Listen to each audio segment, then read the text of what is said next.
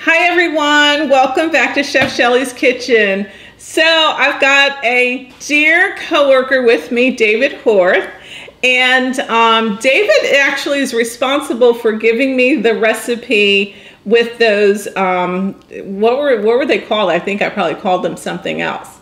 The little balls with the some chocolate thing or other. Some chocolate thing that was so incredibly delicious. Truffles, they were. Chocolate truffles. Oreo truffles. Oreo truffles, that's it. I can't remember what I called them now. But David brought these in and he was telling me all about them. And so I was like, oh my God, I've got to get a recipe and try them. And so he tasted the ones I prepared, and your opinion? Oh, they were excellent. But you don't want to tell the story how they melted, though, well, right? I was on the way to the airport and I put them in a plastic bag in my pocket and they melted. So I was on the plane with messy fingers eating them all. But they were delicious. And you refined the way you did it. So we learned some things from you about the right way to actually make these truffles in terms of how you mix all the stuff. We were doing it in a very awkward way.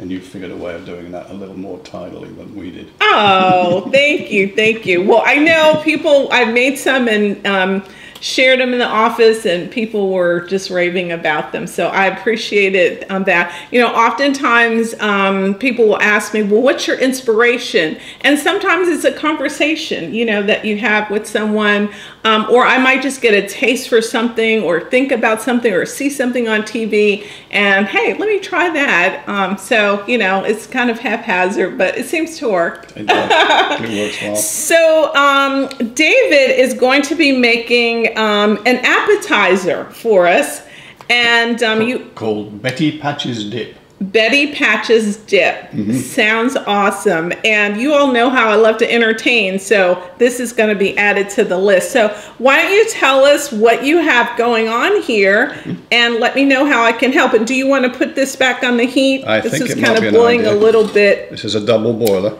Yes. Did you want to say something about double boilers? Yeah, double boilers. If you haven't seen an episode I had on previously, the double boiler is basically there's water under the bottom, so you just don't have the food touching the water. And oftentimes I'll say if you don't have a double boiler, sometimes a microwave would work, but that's not going to work in this case. Oh, no. So yeah, you'd have to cook it on, if you don't have a double boiler, what do? Cook it on low heat? Low heat might be the way of doing it. Yeah. And you might actually mix things up a bit. For example, I'm going to be doing the eggs as I go along, but you might pre-mix that. Do that, yeah. Okay. All right. Well, what do we need to get started, and what can I do to help? Yeah, sometime you're going to be chopping that okay. Do you want me to start there, or should I wait? I think you can wait. Okay. So the first thing, remember the number 3. So there are 3 eggs. Okay. There are 3 tablespoons of cider vinegar. Okay. And there's 3 tablespoons of sweetener. Yep. And then if you want to say anything about this, could be, you know, for people like myself who are not on a diet, I would use sugar. If other people might want to use it. If you were on it, yeah, if you were doing keto, for example, you use your sweetener for that. If you're doing, I guess, Whole30, I'm not sure how dates would go with that. Maybe so. Maybe date syrup, maybe. So I've made like a date puree, and that I use that as a base. But usually it's something that has chocolate in it. But yeah, so we could see. But that's and I am using a alternate sugar as well myself. And then the other ingredients we've got, there's cream cheese, which we'll be folding in later on. All right. There's a green pepper. That's about 1/3 of a large green pepper. Okay. And we've got these pimentos, and we've got about half one of those small jars, and we've dried them out and chopped those up as well. So that's the whole thing. Okay. And I'll of course put all the measurements in the comment section as I normally do. All right, what do we need to do to get started then? I wouldn't mind telling you a little bit about the history as I go along. Please, that would be awesome. The first thing I'm going to do, of course, is get these eggs in here and start. Okay, and I think we better turn this back up again. Bit, right? Yep. I was introduced to this recipe by my mother-in-law, who she got it from her mother. Oh. And her mother got it from her grandmother. Okay. And it turns out that a woman called Betty Patch gave her this recipe, and then eventually passed on down to Marilyn, my mother-in-law, who passed it on to me and passed it on to other people in the family as well. Very nice. And it was something we were looking for, some kind of appetizer before a meal of some kind. What you'll find is when you've actually made this, you'll be using it more than just an appetizer every time. You want something that's a little sweet and a little tasty. Yeah, because this is kind of odd to see sugar with bell peppers and pimento peppers a little bit, but certainly not odd with the cream cheese. Did you want me to start cutting this up? That'd be a good idea. Do that? Yeah, it's going to be one of the things when we've got to a certain consistency with this.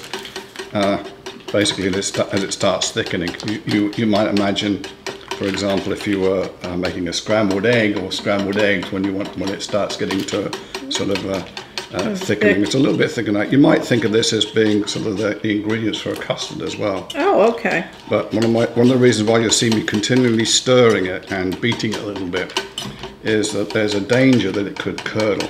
Oh, and we don't want that. Now, talk a little bit about what curdling means, because some people might not understand that. Well, when it curdles, it starts breaking up into bits. You know, if you might think about curdled milk, when it breaks up into the creamy bits, all kind of chunky and so on. You want to stay smooth with this. Okay. And that's one of the reasons why I'm using a whisk, because my mother-in-law's tip was don't let it do that, and so so you have to constantly stir it in. Okay. Did I cut this in the proper way? Yeah. Okay. It's just it's chopped in chunks so that it easily folds into this. What we'll do is when we've got this thick enough, and you'll see it starting to thicken now. It's still not thick enough yet. Okay. And you'll notice I like to get it off the sides. When it starts hitting the sides and like an omelette does, for example, you're starting to get to the right level of consistency and thickness. So, David, I'm sure everyone is like, wow, he has an accent. It's extreme. This is an extreme southeast accent. No, it's not. And it's southeast of another country. I know. Where are you originally? Where are your origins? Your family origins. Oh, that gets complicated. Yeah, that's true too. I should have. I don't mean to do ancestry.com, but like you can get close to it. I grew up in Dover. A lot of people have heard of the White Cliffs of Dover. Yes. Well, Dover's my hometown. Okay. I arrived in that town when I was about 3 years old. My father was in the military, and I was actually born in India. When my father, oh, really? When my father met my mother. Wow. And when the British left India, there's people like me were the result of that. We moved to Dover, and I lived there until when I went to college, basically. Yeah.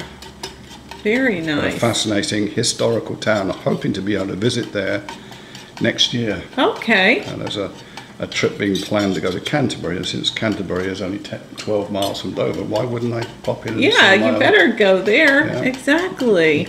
Now, you do a lot of travel for work, too. Aren't you? I mean, every time I turn around, you're somewhere. Where's your latest? The latest one that's going to be coming up, I don't know the date exactly, we'll be going to Shanghai in China. Really? Doing a program. Have you been there yet? Yes. Okay. We were there in 2000. Here we go. See that thickening? Yeah, it is. It almost looks like it's about to get scrambled eggs on here. Yeah, and so we're getting it into that state when it's all thickened up. And that's what we're looking for. Okay. This is when we're going to start. And I'm thinking it might be helpful, if it's okay, I'm going to just turn this up to the camera a little bit. Sure. I don't know, is that hot? Yeah, go. The hand is not hot. Go. So maybe they could kind of see the consistency. So stir just a little bit. Yeah, so there we go. So you can kind of see the thickening. See how thickened it is now? Yeah. It's kind of like a thick scrambled egg. Yeah, okay. Like kind of custard. Now is when we're going to fold in. Now is when we're going to, I'm going to take it off the heat. Okay. We don't want it to completely mess up the pan, not that we can't clean it later. But now we're going to come on this side a little bit, if that's okay. Let me give you something else to put that on. Yeah, put some. So here you go. Right, and if we can start putting that cheese in. You want to put the cheese in? Yeah. Okay. And we cut it into lumps to make it a little easier for it to fold into the. Okay. I guess I should have kept my spoon. My knife. We'll get it done somehow. I know. My hands are clean. We make sure we wash our hands all the time. Yeah. We both washed our hands before we started this whole thing. Let's keep going. I get a little bit extra picky with washing, so my hands are dry often because of that. Like constantly having to put lotion on it. There we go. Look at that go. Okay. Look at that go. Eh? Creamy eggs. Keep going. With the whole of that in there. Okay. Thank you for messing your hands on. Oh, that's okay. No worries. I'll get some paper towels. Just get a paper towel. It might be an idea if we try and hold this up to the camera. Can you see that? Yeah, look at that. This is. It really does look like scrambled eggs with cheese. Yeah. Isn't that what it is? It's nice and smooth. And scrambled eggs with cheese. Now we start putting the things that add an extra bit of taste to it. Okay, what do you want me to? We actually missed that out in the first instance. Do you know that? Okay, you want to put this in? That's one of the things I missed out on, and I got them slightly out of order. So okay, no worries. I'm going to put those in, and I'm going to put the sugar in. Otherwise, it's going to taste just eggy. Oh, we don't want it to be eggy. Right. We've passed breakfast time. Way past breakfast time. Right. Oh, now it's really creaming up. I'm going to put it back on there. Just a little bit of heat on that thing. Nice. Wow. Let's get this real nice and thick. And creamy. And creamy. Just a bit more heat on it. We've got some heat on it. Yeah, we've got heat. Very nice. Do you want the pot holder to hold those edges or something, or are you good? Yeah, I'm fine. Okay. It's not moving around too much. Okay. All right.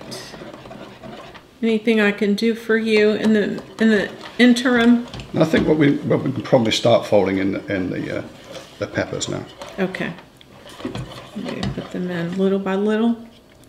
Actually, no, just dump them. Oh, okay. Yes, chunk those in, right? There's one more. There we go. Wow. And there goes the pimentos, and we also want the green peppers. All of them? All of them. All of them at one time. Okay. Let's get... This is like my dad. Just use your fingers. What are your fingers for? Yeah, exactly. A fork is only a replica of your fingers after all. That's true.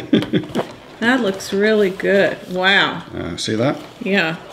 Now, I know you told me to get these crackers here, but you told me to get the ones that were garlic, and I couldn't find the garlic ones, so I hope these multi-grains are going to be fine. Oh, they're fine. Okay. They're absolutely fine.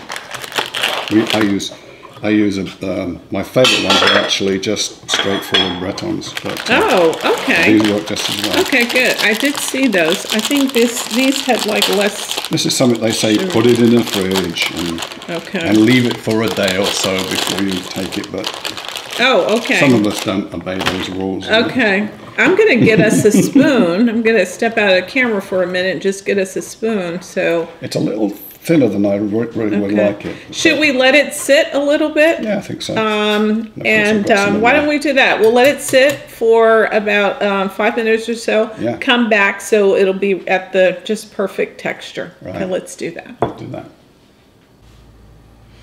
Okay, so we've let it sit in the refrigerator now just for a few minutes, but you were kind of telling me about, depending upon the texture. Tell me a little bit more about kind of the texture. The texture I like it to get to is when you can use a spreader of some kind so that we can dip that in and just take a knife or something, a butter knife. Okay, so you can... Of course, people like me who are totally uncouth, we just get the crackers and go and dump it in, right. But we only do it once. I was about to say, you better not do a second dump or else I'm going to have a problem. Well, this is kind of like, I keep referring to like the cheese dip. That's what it reminds me of a lot. And, I've been at plenty of places. You're at a party and you have your little cracker dish and you get your spoon and you just put some on. So I guess it's all about what your preference is. Right. If you'd rather have it more spreadable, you can do it that way. Or if you want it, kind of dip. And the other thing I'm thinking about, you tell me, I know we put it in the refrigerator, but what about serving this warm? I've never done that, but it sounds quite quite yeah, that sounds like that might, you know. What would we have that on? Maybe on a crouton or something like that, rather than you could. You could toast, something like that. But it's so delicious. But I did get a little taste in between. So, but let's do we just were trying it in its raw form. You'd be my You guest. want me to go first? Yeah. I have no problem with that. And so let's kind of see how the texture. It's definitely thickening up. It's a thicker texture here. And again, as he said, if you want it more spreadable, you can do it that way as well. So let's just kind of get some here. Put those and pimentos in it. And yeah, pimentos. I mean, it just has a nice all-around taste and flavor to it.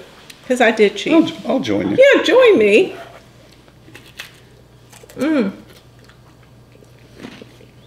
Let's see if I can get this all over my face now. All right. So good. I think that the pimento just takes it over the top, I think. It's absolutely delicious. Thank you for coming and sharing your Saturday with me, introducing me to this family tradition. It's going to become my family tradition. Oh, good. And thank you. And I didn't mention this in the beginning, but he is facilitator extraordinaire. He is amazing researcher. And I mean, I just come to him when I need advice on things, and he shoots straight. And I value that and value your opinion so much. Thank you. And before we go, tell him about the instrument that you played for us. Because he's gifted in so many ways. Not only does he have a brilliant mind and such an amazing person, but just also musically inclined. What's that instrument? It's called a didgeridoo. A didgeridoo. I played it for the class one morning. I said, if you're really good, I'll bring my didgeridoo in and play it for you. And you did. An Australian instrument, the one that goes, that sound. We had great fun. So thanks again. Appreciate you so much. Thank you. Take care, everyone. Remember to subscribe. Just click on my picture in the little circle. Stay tuned for a future episode. Bye-bye. Bye.